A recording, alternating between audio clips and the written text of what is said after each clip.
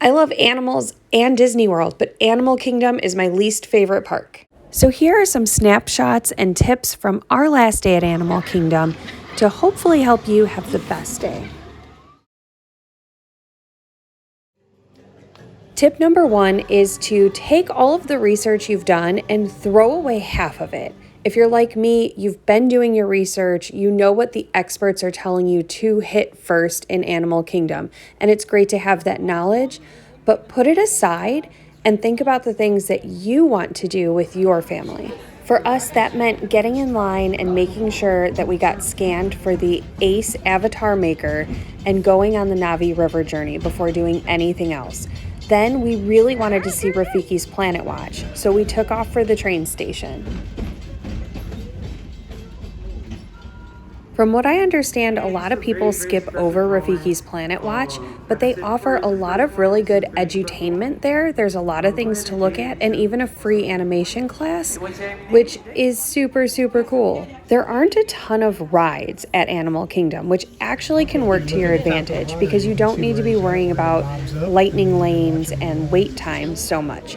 You can pick a trail and just go walk around, observe the nature around you.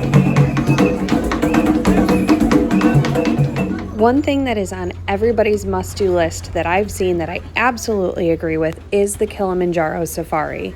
This safari takes you around a few savannas. You see a ton of animals. Of course, that is kind of up to the animals. If they don't feel like coming out or if they are hiding, then that's just what they're doing. In our experience, the lions are usually out, the flamingos are out. You normally see a hippo or a few rhinos and almost always an elephant.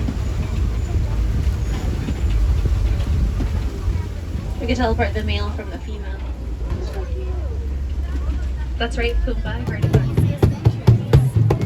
By the time we were done with our trail and our safari, we were kind of ready to leave, but we did need to stop and pick up our avatar, which this is a really neat experience. It runs around $80. There's additional accessories you can get, but it is a truly unique, one-of-a-kind souvenir from Disney World. Soon!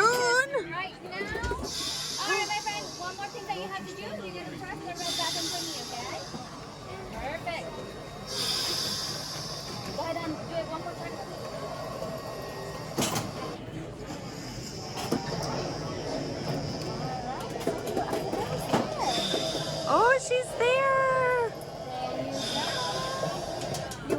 Yay! As we had kind of given up on the park and were ready to leave, we noticed these cast members coming up and talking about a bird show. And I happen to love birds, so we stopped, and I am so glad we did because it reminded me that I wanted to see the Feathered Friends in Flight show, and we had not done that yet. This is not that show, but this was incredible. Full of macaws. Now, that sounds like a pretty magical sight to see. Sky full of color, filled with these beautiful birds. That is something you can see here at Disney's Animal Kingdom. But all you have to do is take a look to the sky. Oh my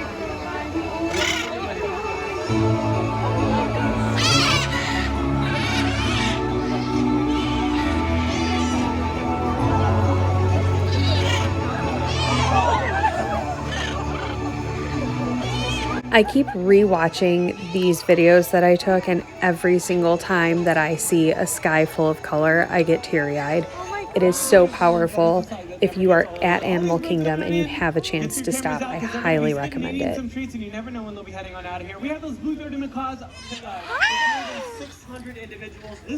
So of course, with that reminder, we headed over. We caught the last show of the day. I believe the last show of the day in January is at like 3:30. It was so good. So good. Unless you have a fear of birds. If you're scared of birds flying over you, you probably won't enjoy it. I was secretly hoping they would land on me. You got to see some of the coolest birds. They were doing amazing tricks. The cast members that work with them obviously know them very well, are very highly trained. It was comedic. It was powerful. It was just everything. It made the park. So why don't you tell everybody out here what you think about that? Cooler, if I want him to say yes, I cross my hands. guest behavior. This is like nature's cleanup crew or nature's recycler, if you will. Yeah, they play the same role as vultures do. You can see black vultures all over Florida. I don't care what anybody says, that thing is essentially a dinosaur, and I am here for it. He's coming. He's right here. My next tip would be to bring up the app, the My Disney Experience app, or any notes you've taken, and just make sure that you've hit all of the things that you really wanted to hit. Things that seem like you will never forget them, like riding Expedition Everest. And it was one of my favorite rides of our whole trip. I'm so glad that we went back and did it. And aside from my advice to take advantage of every PhotoPass photographer you find, there is one more thing you can do that is off Animal Kingdom property, but a part of Animal Kingdom Lodge.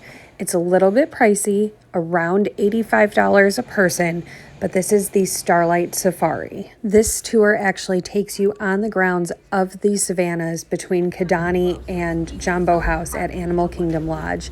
You are led by experts in their field who help you to spot the animals. You learn all about them while you're out there with them, and you get so much closer than you do on things like the Kilimanjaro Safari or even from your hotel room.